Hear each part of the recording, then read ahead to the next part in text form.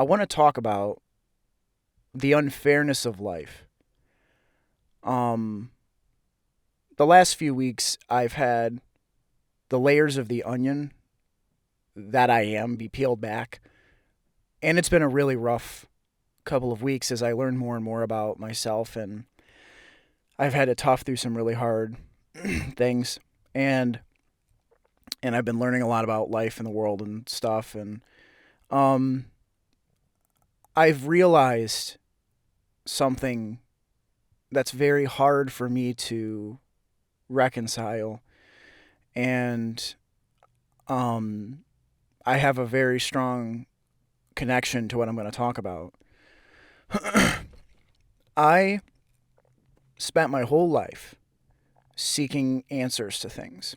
I spent my whole life going out of my way to understand why. Why do you do this? Why do people do that? Why do people have this job? Why do people live in this state? Why do people, I never understood any of that stuff. And I wanted to understand, and I don't think there's anything wrong with that. But only recently have I realized that in the 25 years I've been alive, I have been doing it, I think, for a very deep sort of core reason that I want to talk about, because there's no way I'm the only person that feels this way.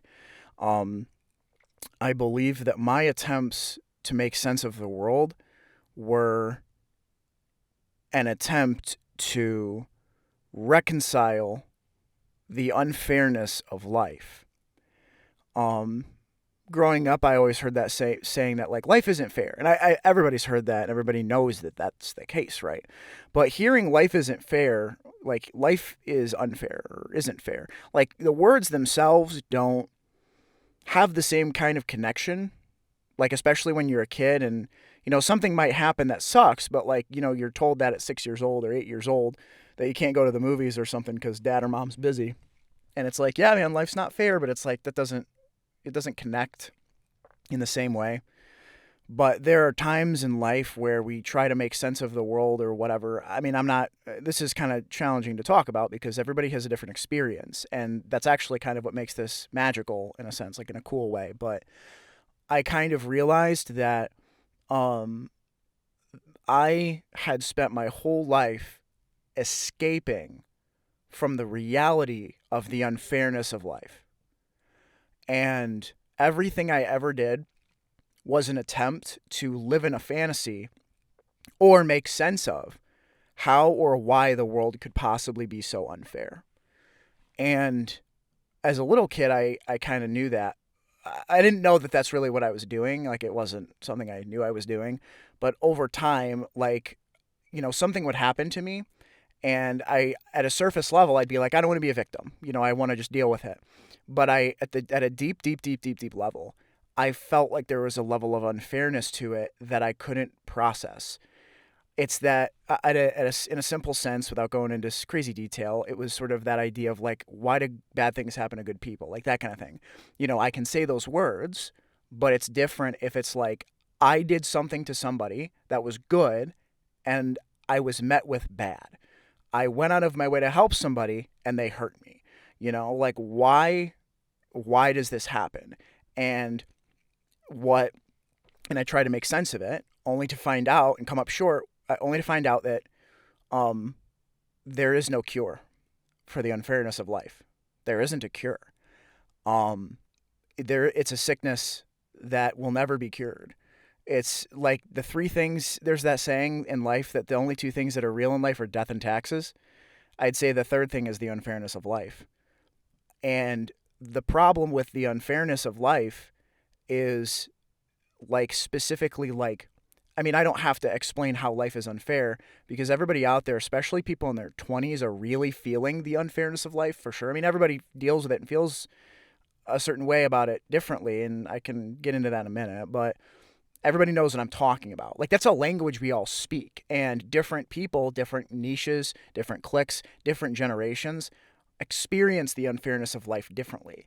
And so, like, they have different levels of unfairness in different things, and they feel and connect with the unfairness in a different way.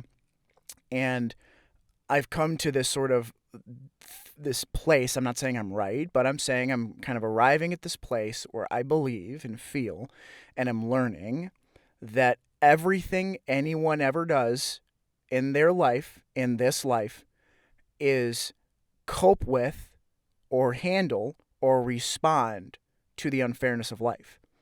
I especially connect with this as someone who was raised as a Christian, who's doing his own sort of figuring out things differently now. But like my parents, when my brother was diagnosed with autism, they got slapped in the face with unfairness. And so they went straight to a church and they were like, we don't know what to, and it's like they were dealing with the unfairness. I have very different kinds of unfairnesses now, where hundreds of job applications don't mean garbage. Doesn't mean anything unless I take my job apps and I go into Indeed and I copy and paste the entire resume, or excuse me, the entire job description, and then turn it white and put it in the background of the resume so that when it gets scanned by an AI, I'm in the I show up, right? Like we're at a point in the world where I'm at a point in my life where I'm starting to recognize the differences in the unfairness of life between myself and the other people. And like what's really fascinating about this is like it's sort of a kind of an interesting thing because it's starting to I'm getting to that point in my life where I'm starting to differentiate myself as like a unique individual instead of feeling like I'm just it's becoming part of my personality. The things in my life that are unfair to me in my life compared to the people around me, to family, to older people, to older generations, maybe even to some friends. And it's like it's becoming more evident. And I would say, I'm not going to get into details, but today was the day that it finally hit me that I had been running from the fact that I could not believe and process how unfair life was. So I wanted to talk about something about it. I wanted to do something about it. I wanted to say something about this, right? The thing about unfairness in life is not just that it's universal, it's that it's universal throughout all of human existence, I think. And what's interesting is the fact that everybody has different responses to unfairness. But that being said, I have realized, and I was thinking, I've been running 5Ks the last couple of days, and that's been kind of good for me. And I afterwards, like I take a cold shower, and I'm just like thinking and stuff. And I was thinking about Lord of the Rings, and I'm thinking about Frodo, who's just this nice, happy little hobbit, and he's given this ring, like that only he can destroy because that's his burden, because of the way that the ring affects him is such that he's the only one who can destroy it. And if he doesn't destroy it, then all of Middle Earth will fall. And more importantly, these four horsemen, it's been a minute since I've seen it, but these four horsemen are constantly hunting him. And so it's one of those things where, Frodo was given like an incredibly unfair situation, despite being this incredibly awesome person, or Hobbit in the show or whatever, in the movie.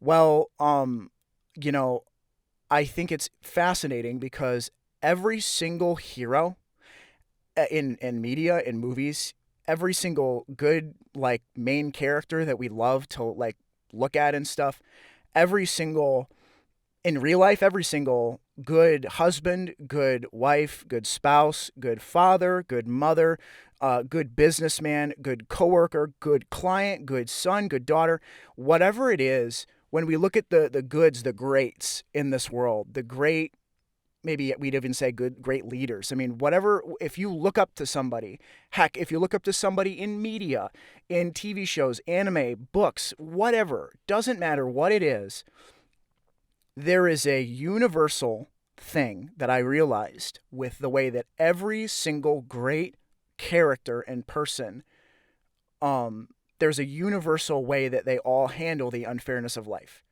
And it is almost exactly the same way, save for some examples, but it is almost the exact same way, which is when life is unfair, it is to stare it directly in the face unconditionally. So what I mean by this is, I'll go back to Frodo. Frodo didn't say, well, I'll destroy this ring for you guys if I get to be king when I come back. Like, he didn't say that. You know, he wasn't like making his decision to go uptake the hero's journey and go do this impossible task that he was tasked with. He didn't do it in exchange for something else. He didn't say, well, I'll only do it if the situation's ideal. Well, I'll only do something if I get something out of it, you know? Going even to this thing and things like digital media and you know, like content creation. And this will get kind of meta, but it's like, oh, would I only make YouTube videos if people watch them, right? Like, when life is unfair, as an example, really meta. I'll go really meta. This series, right? One of the things I did is I did like 20 episodes, 10 episodes or something like that, and I just bulk created them and put them on YouTube and let them release one day at a time to see what would happen for around 20 days. And you guys, you know, got to see those. I think on a lot of those I got like 8 to 10 views. Is this a big deal? Not necessarily. But it feels unfair. Why does it feel unfair? It feels unfair because I pour my heart and soul into into saying good content, into saying good things, into being sort of like, I don't know, into having good conversations, only for an algorithm created by a multi-billion-dollar company to decide whether or not anyone hears it. See, that feels unfair to me. It's not about the people listening. That's not what it's about. It's about you know, that unfairness is still present. And, you know, the people that gaslight themselves, even the people that become successful, I really wanted to go this far with it, but it's true. Even the people that become successful, every single one of them, every single one without fail says it's because they worked hard, because they don't want to cope with the idea that they may have gotten lucky. Many of them, not all of them, I guess, maybe that's an exaggeration, but I can't tell you how many times a successful person is like, yeah, you know, it was because I worked hard. It wasn't because an algorithm got them lucky. You know, it wasn't because they were early to the party. It wasn't because they had a good business idea. It wasn't because, you know, they had other things in their life that weren't a challenge, right? It isn't because of all this other stuff, right? These people that were extremely successful, many of them, they didn't have the downfalls of maybe some other people, and they don't want to process the reality of how much luck is truly involved. And I've said that before, that luck is involved, and it's unfair that that's even an aspect of it. And so where does this all go? Like, I know I'm kind of dancing all over the place, but I'm realizing in my life now, I am being presented with the unfairness of life. It's staring down at me, and it's not going anywhere, and it's never going to go away. It is the only thing in my life that I have ever processed out and sat down and tried to make sense of, only for it to never make sense. No amount of praying, getting in my Bible, nothing. No amount of, you know, therapy, like drugs, nothing. No amount of trying to understand the unfairness of life, understand why I was given these burdens, why maybe you were given the burdens you were given. No amount of understanding it is ever going to make those burdens easier innately. It's not like, oh, well, I understand that, and so the burden's gone, right? For me, I have realized that there's no amount of processing or anything that will make those burdens go away. They're still there, and they stare down at me every day. And so now it's up to me to choose what I'm going to do about them. And where I am with it is I'm thinking of the greats. And I'm thinking, what were the greats doing? Doesn't matter where they were. It doesn't matter if they're real or not. What matters is that the greats in every story, in every real life or fiction, they stared it in the face. They faced the uncertainty of life. They faced the unfairness of life, right? And they did it unconditionally. They didn't do it for something in return. They did it because they believed that that was the character that they wanted to play in the world. That is the role of what they wanted in life. They were like, I want to be the one such that I face the unfairness of life without anything in return. You know, like Rocky as an example, there's that whole very famous scene. I don't know which, Rocky 4, Rocky 1, very famous audio you've heard before where he goes, it's not about how hard you get hit. It's about getting hit and keep moving forward. That's how winning is done, right? It's how hard you can get hit and keep moving forward. And it's like he wasn't trying to win. I mean, he might have been trying to win for his family, but at the end of the day, it was like he uptook the role of the person who faced the unfairness of life directly in the face with expecting nothing in return. And that role has been repeated in history and in media for thousands of years because it is something that is, I don't want to say wired into us as maybe humans. I can't say, that can get spiritual, whatever you want to get about it. I think everybody understands that there is an aspect to that that people understand. Or I could cope. I could get high. I could play video games, go on welfare, say, woe is me. There's nothing I could do. Go find some homeless shelter to hang out in. When I know that there are aspects to my life that are making it very hard for me to be able to live with myself if I did that. That's not to say that people aren't doing the best that they can with what they have. But there are resources that I have available to me, in some sense, skills that I have, that if I don't make use of because I'm scared of dealing with the unfairness of life, at some point it's on me. Right? It's for me, this is my walk. I'm not trying to make the case that people that don't have really, really crappy situations aren't they have their own burdens to deal with. We're all trying to figure out what we're doing with the unfairness of what we've got. It's like you could be driving down the road to go hang out with your friend, from high school, and you get in an accident and you are paralyzed for life. It's like you see how it's like that's the real world and that's the unfairness of life. And so for me to make the case that the way I deal with my unfairness, the way you deal with your unfairness, it's not about the right way. It's about deciding what path we want to have as individuals in life and then carving that out for ourselves with the different unfairnesses that we all have. And for me, I personally feel extremely driven to become the person that faces the unfairness of life directly in the face. Like that's what I feel in some sense called to do, motivated to do. Do I want to do it? Absolutely not. I don't. I really don't. I don't think Frodo wanted to go either. I don't think he did. But I think that it was part of his character and the story that got told about him where you love him because he did it anyway. And it's like I want to be the kind of and you respect him. It's like I want to be the person such that I can respect myself, that I would be willing to get up and do that anyway. And I'm like, that's me. I want to be the guy that can understand that when I make these videos and pour my heart and soul into them, a stupid algorithm designed by engineers that don't care about me might make it so that you don't even listen to this. 3 people might hear this. And it doesn't change anyone's lives because they're all bots. And that's what happens. And that could be that could be the totality of the story that gets told about me. Or I could reach out to hundreds of businesses offering to solve their problems, and none of them say yes. And I end up on food stamps and in poverty, homeless. Like, that's what could happen to me.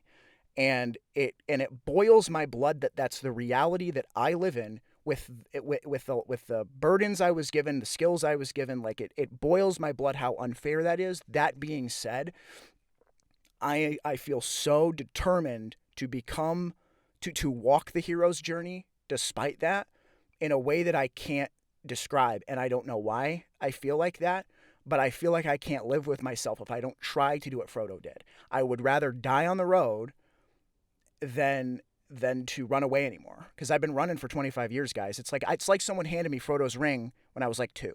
And I said, I'm not going to worry about that. Put it in a drawer. But I'm now at that point where, like, I pull that ring out and I'm like, there's a path for me here with the skills, the resources, everything that I've experienced up to this point. There is a path for me to walk here. And I'm like, am I going to walk it, or am I just going to go back to playing video games and, watching anime and stuff? Like, is this my story? And it's like, I don't want that to be my story. Not that I don't love anime, but it's like I have big things that I feel like I need to do. And I'm scared to death, man. And it's not that I'm scared because I can't do it. I'm scared because I recognize the vast impossibility to process how unfair things can be, and it scares me because up to this point, I've always been trying to make sense of things, and I've always been able to make sense of things just to a point where I'm comfortable. But there's no comfort in facing the unfairness of life. There's no comfort. There's nothing there for you, and especially when you expect nothing in return. Frodo didn't do it for comfort. Frodo didn't do it because he was like, yeah, this I'm going to do this and everyone's going to love me. He did it because he accepted that as his role in the world and in life. And he said, if I die, if I fail this, he's like, I can't fail. But if I fail, I tried. I mean, he does. I don't know if he ever says that in the show, that if he fails, he tries. He probably said, like, I can't fail. Like, it's not an option. My character is such that I can't fail. And I feel like I have that character wired into me. And I say all this because we live in a world where coping away from the unfairness of life has become so disgustingly, disturbingly easy that it is haunting. You know, I was having a conversation about TikTok with my mom because she doesn't get it. She doesn't know why it's so addictive. I said, it is the cigarette of 2016 or whenever TikTok, 2020. It's the cigarette, the modern cigarette of the digital age. It's even worse. It's the modern cocaine. And I explained it. I showed her. She didn't even know that you could scroll. You could swipe up on YouTube and TikTok. And so I showed her and she said, oh, that's a drug. And I said, yeah. It is so easy to escape from the unfairness of life. And it's like, I just feel like I don't want to live that way. I'll wrap up this way. I don't feel like, going back to the Frodo analogy, I feel like I was given the ring at 2 years old and I'm 25 now and I'm sitting with that ring in the drawer. I feel like I cannot live with myself if I do not take that journey. I feel like if I'm 56 years old and that ring is still in that drawer, I will feel like I actually failed. Like I failed because I never took up the journey of facing the unfairness of life head on, unconditionally, you know, for the sake of what kind of person that would make me, right? Like I feel like I have to do that or I couldn't live with myself. And in a lot of ways, to be completely honest, and then I'll be done, I really felt like all of this scared me to death for a very specific reason, which is it scared me who I would become if I did this. It scared me to death who I would become as a result of going through the unfairness of life. And because of how unfair the world is, because of, you know, we learn about things like the Jonestown Massacre and 1942 Auschwitz and, you know, the horrible things that Mao Zedong did to hundreds of people, tens of millions of people in China. And, you know, Genghis Khan, like we hear about these horrible human atrocities and we can go, yeah, I'm going to go back to TikTok and I'm just going to keep watching, you know, Let's Plays from Jacksepticeye and not worry about that. It's like, I'm scared of who I will become as a result of doing what I can to walk the hero's journey because of the eradication of the old version of me, because the old me will be gone, because the old me was the person that didn't uptake the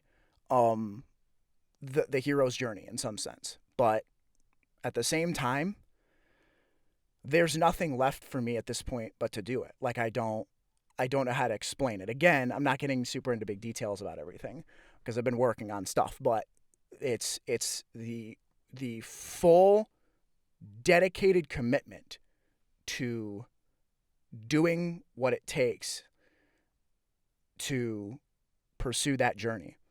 And I feel like in a lot of ways, the people that do listen, so long as I'm able to continue doing this the way I want to, you're going to end up hearing my story as it happens, as it unfolds. And wherever I end up, you'll end up hearing about it because I'll be walking everybody through it here. So do I want to become famous? No, I don't care about any of that crap. I just want to face the unfairness of life in the with the greatest level of character that I can. You know, all these people, a great example of people that have bad character, every single politician ever, bad character. Pretty much all of them. I mean, I just don't trust any of them, you know? But people that have good character are the ones that stand up for the good of humanity, I think, and they stand up for good, and they, you know, that's how they see it, and that's where I'm at. So I will say before I finish, just so everybody's looped in, again, I uploaded a bunch of videos and scheduled them out to see what would happen, and what I will probably end up doing instead, especially because of the nature of what I'm doing right now and I got a lot of stuff going on, I'm going to shoot to try to schedule uploads for like twice a week, like Monday, Wednesday. That way I'm still getting videos out at like a drip pace so that they're consistent. But that way there's not like a video every day and then nothing for 3 weeks. Like I just don't feel good about that. I don't think that's fair. Speaking of unfairness, right? Because you're like, why is there no video for me, right? Or whatever. And I need to get better at that as a person creating content, and I need to get on a schedule and all that stuff. So I would say I'm going to try to hit 2 uploads a week, and that'll be that. And that's all I got. So take care.